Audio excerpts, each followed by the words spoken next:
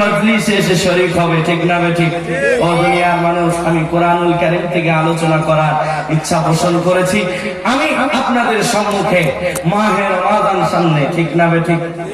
আগামীকাল সম্ভবত আল্লাহ যদি চান ইনশাআল্লাহ, বলুন ইনশাআল্লাহ, আগামী রাতে আমরা তারাবি পড়ব ইনশাআল্লাহ। খুশি না বেজার? খুশি না বেজার? একটি বছর পরে এলো মাহে রমাদান। প্রত্যেক মুসলিম ইমানদারের দাঁড়ে দাঁড়ে, ঠিক না ঠিক? এটা ইমানদার রমাদান পাওয়ার পরে খুশিতে বাকবাক হয়ে যাবে, কারণ রমাদান পাওয়া মানে নিজেকে আর একটা চান্স দেওয়া। পূর্বে যা গোনা ছিল, গোনাগুলো মিটিয়ে নেওয়ার সুযোগ, ঠিক না ঠিক? আমি সকলকেই অনুরোধ করব, এই কোরআনী মজলিসের হালাকার মজলিসে চলে আসুন, নিজেকে চেঞ্জ করার, পরিবর্তন করার চেষ্টা করুন। না হলে আপনি যদি সময়গুলো খেলায় যদি অতিবাহিত করিয়ে দেন, তাহলে কিন্তু এই সময়ের কদর আপনি একদিন না একদিন বুঝবেন, ঠিক না ঠিক? আপনি ভাববেন, ইস ওই দিন যদি একটু কোরআনের মজলিসে বসতাম, আজকে আর এই দিন দেখতে হতো না। সেটা হলো হাসরের ময়দানে আপনি যখন বিপদে পড়ে যাবেন, অল্প নেকির জন্য, অল্প সওয়াবের আশা, সওয়াব নাই, এই জন্য আপনি সেই দিন আফসোস করবেন, ইস যদি একটুখানির জন্য বসে যেতাম, আজকে জান্নাতে চলে যেতাম। জোরে বলুন। ও দুনিয়ার মানুষ, কোরআনুল কারীমের আয়াতে কারিমা সূরাতুল বাকারার ভিতরে আল্লাহ রাব্বুল আলামিন মুমিনদের ডাক দিয়ে বলছেন, তোমরা শোনো শোনো, ইয়া আইয়ুহাল্লাযীনা আমানু কুতিবা আলাইকুমুস সিয়াম কামা কুতিবা আলাল্লাযীনা মিন ক্বাবলিকুম লাআল্লাকুম তাত্তাকুন। আল্লাহ রাব্বুল আলামিন এখানে ডাক দিলেন ইমানদারকে। ও দুনিয়ার মানুষ, আল্লাহ বলছেন, হে ইমানদারেরা, তোমরা যারা আমি রবের প্রতি বিশ্বাসী, আখিরাতের প্রতি বিশ্বাসী, তোমাদের উপরে সিয়াম সাধনা দিলাম, রোজাকে আবশ্যক করে দিলাম, ফরজ করে দিলাম। একটু জোরে জোরে বলুন সুবহানাল্লাহ। কামা কুতিবা আলাল্লাযীনা মিন ক্বাবলিকুম লাআল্লাকুম তাত্তাকুন। আল্লাহ রাব্বুল আলামিন বলেন, যেমন ভাবে তোমাদের পূর্ববর্তী যারা ছিল তাদের উপরে সিয়াম সাধনা দিয়েছিলাম, আবশ্যক করে দিয়েছিলাম, লাআল্লাকুম তাত্তাকুন, আমি আল্লাহ তোমাদেরকে মুত্তাকি বানিয়ে নেওয়ার জন্য তোমাদের উপরে সিয়াম সাধনা দিলাম।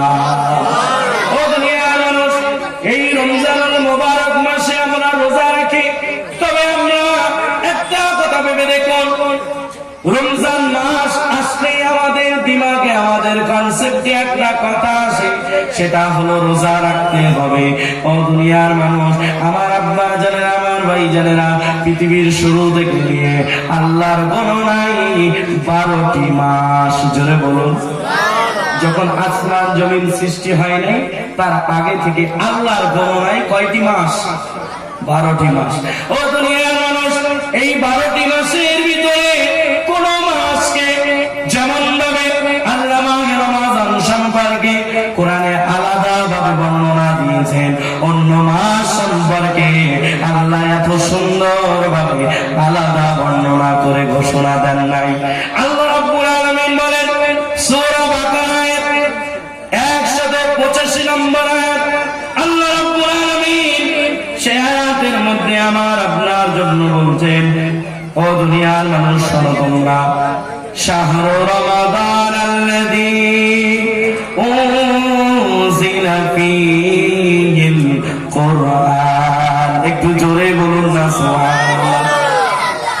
আমি আপনার বিবেকের খোরাক দেওয়ার জন্য এসেছি, আমি আপনাকে কি বোঝাচ্ছি একটু দেখুন। আল্লাহ রাব্বুল আলামিন বলছেন, হে দুনিয়ার মানুষ তোমরা শোনো, শাহরু রমাদান, রমজান মাস, আল্লাযী যার মধ্যে উনজিলা ফীহিল কুরআন, আমি আল্লাহ কোরআন অবতরণ করেছি। জোরে বলুন। আমরা মুসলিম হিসাবে রমজান মাস আসলে আমাদের মাথায় চিন্তা ভাবনা থাকে, রোজা রাখতে হবে, সিহরি খেতে হবে, ইফতারি করতে হবে, তারাবি পড়তে হবে, ঠিক না বে ঠিক? এইটাই চিন্তা আসে। কিন্তু আল্লাহ বলে, এ দুনিয়ার মানুষ, এই রমজান সম্পর্কে আমি আল্লাহ আলাদা ঘোষণা দিয়ে তোমাদের জানালাম, শোনো, এই রমজান মাস আমি আল্লাহর কাছে এত দামি কেন, এত দামি কেন জানো?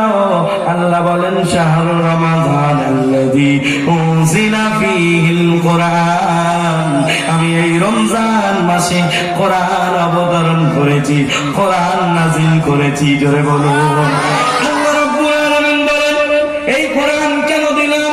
এই কোরআন কি জন্য আমার নবীর উপরে দিলাম? এই কোরআন জিবরিল আমিন কেন আল্লাহ নবীর উপরে কেন নাযিল হলো? আরবি ভাষায় কেন নাযিল হলো? কি জন্য নবীর কাছে কোরআন দিলেন? আল্লাহ রাব্বুল আলামিন তারপরের অংশে তিনি স্পষ্ট করে জানিয়ে দিলেন, ও দুনিয়ার মানুষ, শোনো শোনো, কবি মনোযোগ দিয়ে কথাগুলো শোনো। আল্লাহ রাব্বুল আলামিন বলছেন, হুদাল লিন্নাস। জোরে বলো। আল্লাহ রাব্বুল আলামিন বলেন, আমি এই কোরআন দিলাম যাবত মানব জাতির হেদায়েতের জন্য। জোরে বলুন। মানব জাতি জাতি হেদায়েতের রাস্তা খুঁজে পায়। আল্লাহ শুধু হেদায়েতের জন্য, মানুষের হেদায়েতের জন্য এটা বলে ক্ষান্ত হন নাই। তিনি বললেন, ওয়া বায়্যিনাতিন মিনাল হুদা। আল্লাহ রাব্বুল আলামিন বলেন, এটা স্পষ্ট হেদায়েতের নিদর্শন। হেদায়েতের নিদর্শন হলো কোরআন। জোরে বলুন। এই দুইটি শব্দ বলার পরে তিনি ক্ষান্ত হন নাই। তিনি বলেছেন, ওয়াল ফুরকান, এই কোরআন হলো এমন কিতাব যা সত্য মিথ্যাকে ডিভাইড করবে, পার্থক্য করবে। জোরে বলুন সুবহানাল্লাহ।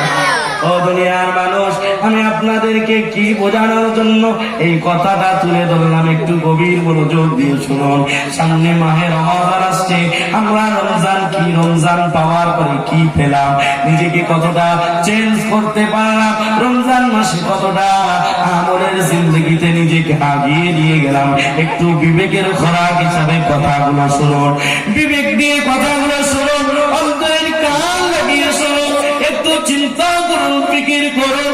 অনেক তো খেল তামাশার দুনিয়ায় সময় দিয়েছেন, চিন্তা ভাবনা করেছেন, ব্যবসা কিভাবে আগানো যায়, নিজের বিজনেসটা কিভাবে আগিয়ে নিয়ে যাওয়া যায়, নিজের বাড়িটা কত সুন্দর করা যায়, এখানে আপনার ব্রেন, আপনার মস্তিষ্ক খাটালেন।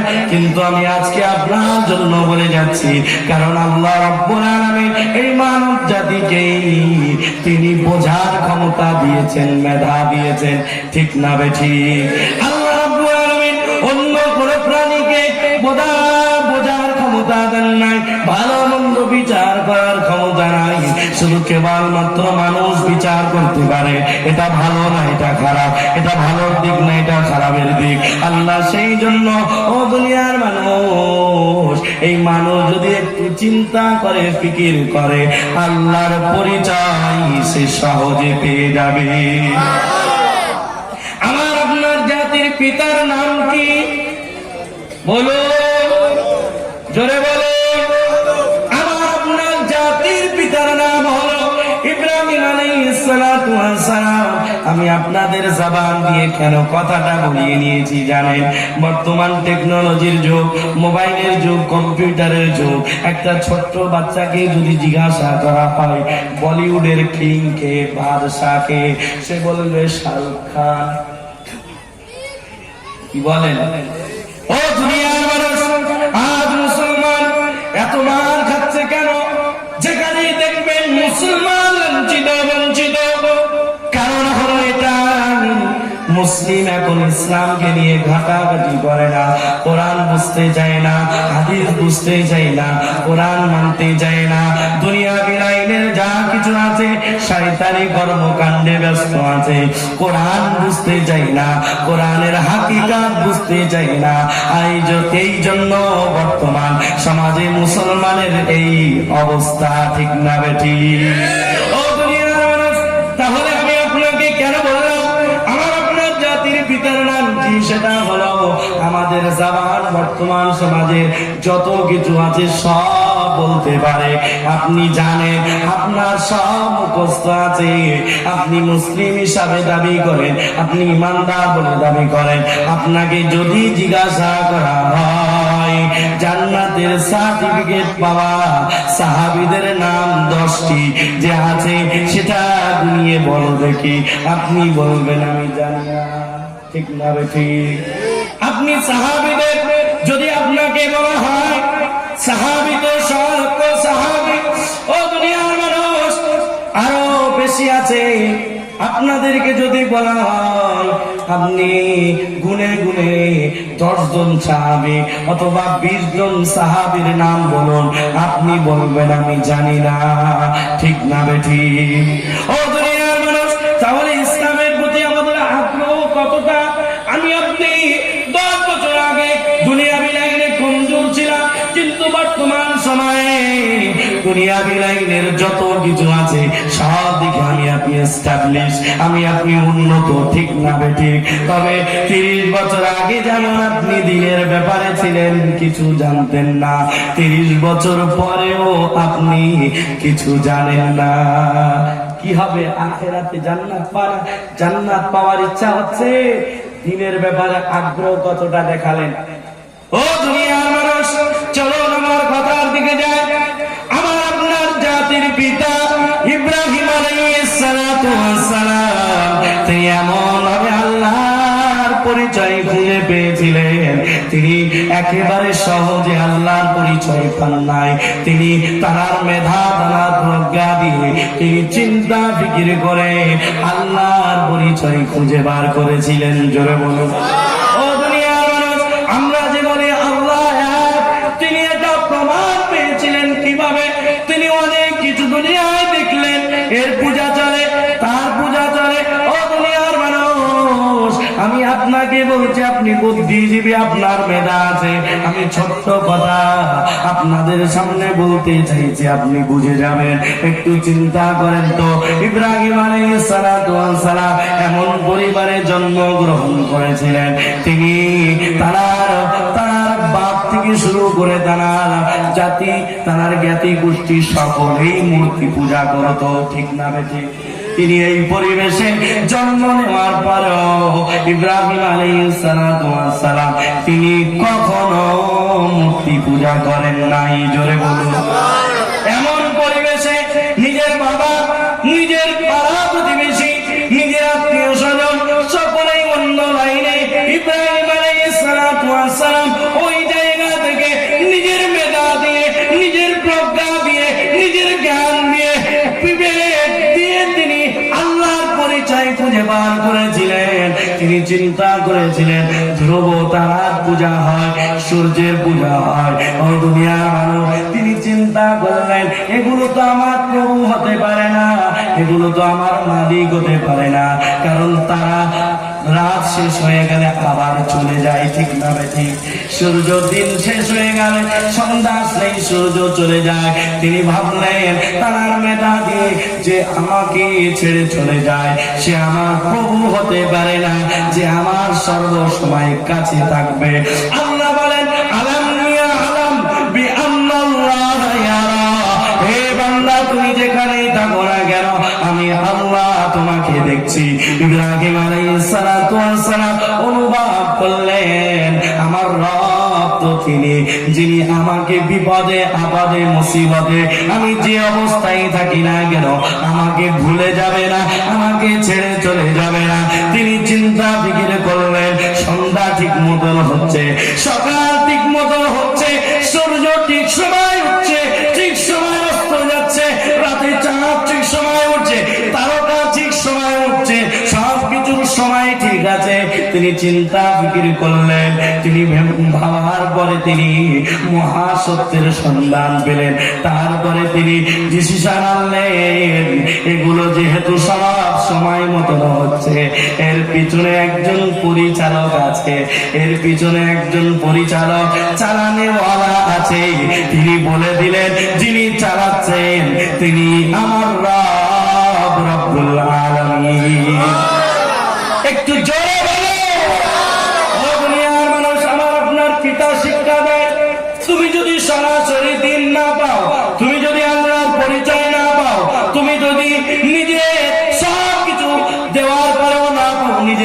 তরিকা দিয়ে চিন্তা করো। আল্লাহ যিনি মহাসত্য, সেই সত্যকে সম্মান করার চেষ্টা করো। ও দুনিয়ার মানুষ, আমি আপনি তো কত ভাগ্যবান, বাপ দাদা মুসলমান, আমি আপনি সেই ঘরে জন্ম নিলাম। জন্ম নেওয়ার পরে আমি আপনি কোরআন হাতে পেয়ে গেলাম। কোরআনটা হলো মহাসত্য কিতাব, যে কিতাবের দ্বারা আপনি আল্লাহর পরিচয় খুঁজে পাবেন। একটু জোরে বলো। ও দুনিয়ার মানুষ, আমার আব্বা যারা, আমার ভাই যারা, এই কোরআন আমরা হাতে পেয়ে গেলাম। আমরা কালিমা পড়লাম, বাপ দাদা মসজিদে যাই, ছোট থেকেই মসজিদে গেলাম। আমি আপনি মসজিদে গেলাম, বড় হলাম। ইসলামের তহর তরিকা আমার সামনে, আমার বাপ দাদা সব মুসলমান, তারপরেও মুসলিম হিসাবে নিজেকে পরিগণিত সঠিকভাবে করতে পারি না। এখনো নিজের ভিতরে ত্রুটি আছে, এখনো নিজের ভিতরে অনেক কমতি আছে। তাহলে আমি আপনি কবে নিজেকে পরিবর্তন করব? সময় আর কোথায়? নবীজি চলে গেছেন, নবীজি ওফাত গ্রহণ করলেন। ও দুনিয়ার মানুষ, দুনিয়া থেকে আল্লাহর দিদারে তিনি নিজেকে নিয়ে গেলেন। আল্লাহর দিদারের জন্য তিনি নিজেকে নিয়ে গেলেন। দুনিয়ার জিন্দগিতে তিনি পরকালের জগতে পাড়ি দিলেন।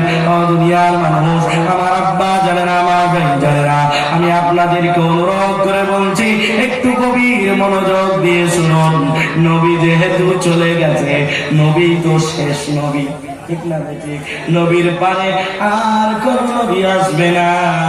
নবী যেহেতু শেষ নবী, আমি আপনি শেষ উম্মত, ঠিক না? আমার আপনার পরে কোন নবীও আসবে না, কোন উম্মতও আসবে না। এর দ্বারাই পরিষ্কার হলো আমি আপনি একেবারেই বইয়ের শেষের দিকে, চ্যাপ্টার ক্লোজ হতে চলেছে। আমার আপনার দ্বারাই কিয়ামত সংগঠিত হবে। আমার আপনার পরে কোন উম্মত আসবে না, নবী আসবে না। আর কিসের চিন্তা করেছেন? সময় তো খুব সন্নিকটে, কিয়ামত খুব সন্নিকটে। হে যুবকেরা, তরুণেরা, নিজেকে একটু পরিবর্তন করার চেষ্টা করো। আল্লাহর দিকে নিজেকে, আল্লাহর কুদরতি কদমের দিকে নিজেকে ঝুঁকিয়ে দেওয়ার চেষ্টা করো। বেশি বেশি সময় আল্লাহর জন্য দেওয়ার চেষ্টা করো। কারণ কখন মৌত চলে আসবে আমি আপনি কেউ জানি না, ঠিক না বেঠি? ও দুনিয়ার মানুষ, তাহলে যে কথা বলছিলাম, একটু চিন্তা করো। আল্লাহ রাব্বুল আলামিন কোরআন দিয়েছেন মানব জাতির হেদায়েতের জন্য। এই কোরআন হলো হেদায়েতের সুনিদর্শন। এই কোরআন হলো সত্য মিথ্যা পার্থক্যকারী। কোনটা সত্য, কোনটা মিথ্যা, এই কোরআন বলে দেয়। তবে ও হতভাগা মুসলমান, আমরা কিছু এমন আছি, এই কোরআনটাকে শুধু মসজিদে মানতে যায়, এই কোরআনটা শুধু নামাজে মানতে চায়, এই কোরআনটা সমাজে আমরা মানতে চাই না। এই কোরআনকে শুধু আমরা তেলাওয়াতের কিতাব বানিয়ে রেখেছি। রমজান আসছে, তেলাওয়াত করব, সবে বারাত চলে গেছে, তেলাওয়াত করেছি, আবার তাকে তুলে রেখেছি। এই কোরআনটা আমরা শুধু নামাজে মানবো। ও দুনিয়ার মানুষ, না না না, নবীজি সাল্লাল্লাহু আলাইহি সাল্লাম এই কোরআন আসার পর থেকে নিয়ে তিনি যেমন ভাবে কোরআনটাকে নামাজে মেনেছেন, নামাজে যেভাবে তেলাওয়াত করেছে, নবী যতদিন দুনিয়ায় ছিলেন তিনি ইমামতি করেছেন, কোরআন দিয়ে নামাজটাকে সুন্দরভাবে পড়লেন।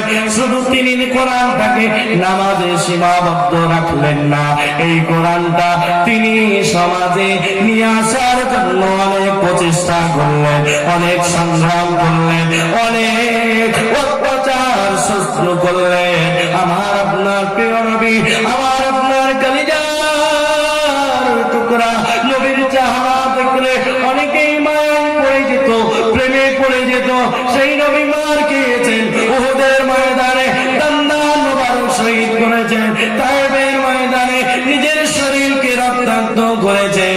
নবী আমার, তিনি শুধু কেবলমাত্র একমাত্র শুধুমাত্র এই কোরআনটাকে সমাজে প্রতিষ্ঠিত করার জন্য। জোরে বলুন, নবীর চিন্তাধারা ছিল, ও দুনিয়ার মানুষ, হুদাল লিন্নাস। এই আয়াত, এই শব্দের ব্যাখ্যাটা শুনুন।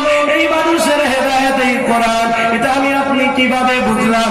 আল্লাহ শুধু বলে দিলেন, আমরা বুঝে দিলাম তা নয়, তিনি বাস্তবে দেখালেন। ও দুনিয়ার মানুষ, নবী চিন্তা করলেন নবুয়ত পাওয়ার আগে, ও দুনিয়ার মানুষ, তিনি 17 থেকে 40 পর্যন্ত এই 23টি বছর, ও দুনিয়ার মানুষ, আমার আব্বা জানেরা, আমার ভাই জানেরা, তিনি একটা সংগঠন করলেন হেল্পফুল ফজল নামে। তার চিন্তাধারা ছিল এই জাতিগুলোকে কিভাবে পরিবর্তন করা যায়। তার চিন্তা জাতি পরিবর্তন হবে কি করে। আমার আল্লাহ বলে, ও জিবরাইল যাও যাও, আমার নবীর কাছে কোরআন দিয়ে দাও। জোরে বলুন সুবহানাল্লাহ। কারণ এই জাতিকে পরিবর্তন করতে হলে কোরআন লাগবেই লাগবে। যদি দুর্নীতি মুক্ত সমাজ বানাতে চান, আপনি এই সমাজে অশান্তি যদি না চান, আপনি এই সমাজে কোনো খারাপ দিকটা না যদি দেখতে চান, তাহলে কোরআনের বিধান কায়েম লাগবে, ঠিক না বেঠিক? নবীজি সাল্লাল্লাহু আলাইহি সাল্লামের চিন্তা, আল্লাহ বলে, ও জিবরিল যাও যাও, আমার নবীর কাছে 5টি আয়াত দিয়ে চলে যাও, কোরআনের আয়াত দিয়ে চলে যাও, কোরআন দিয়ে দাও। জিবরিল আমিন আসলেন। ও দুনিয়ার মানুষ, এ কথা বলা আমার উদ্দেশ্য নয়, তবে আল্লাহ নবীর চিন্তা দ্বারা মানুষকে পরিবর্তন করা, অসহায় মানুষগুলোর পাশে দাঁড়ানো, নারীগুলোর পাশে দাঁড়ানো। ও দুনিয়ার মানুষ, আমার আব্বা জানেরা, আমার ভাই জানেরা, আমার আল্লাহ বলে, ও নবী, তোমার চিন্তা ঠিক আছে, সমাজকে পরিবর্তন করা, আমি আল্লাহ সমাজ পরিবর্তন করার জন্য তোমার কাছে আলো দিয়ে দিলাম। জোরে বলা যাবে না। ও দুনিয়ার মানুষ, এই কোরআনটা আলো। আল্লাহ কোরআনুল কারীমের মধ্যে বলেন, ওয়াকাযালিকা আওহাইনা ইলাইকা রূহাম মিন আমরিনা মা কুনতা তাদরি মাল কিতাব ওয়ালাল ঈমান ওয়ালাকিন জাআলনাহু নূরা। আল্লাহ বলেন, ওয়ালাকিন জাআলনাহু নূরা। ও নবী, আপনি কিতাব এবং ঈমান কি আপনি জানতেন না?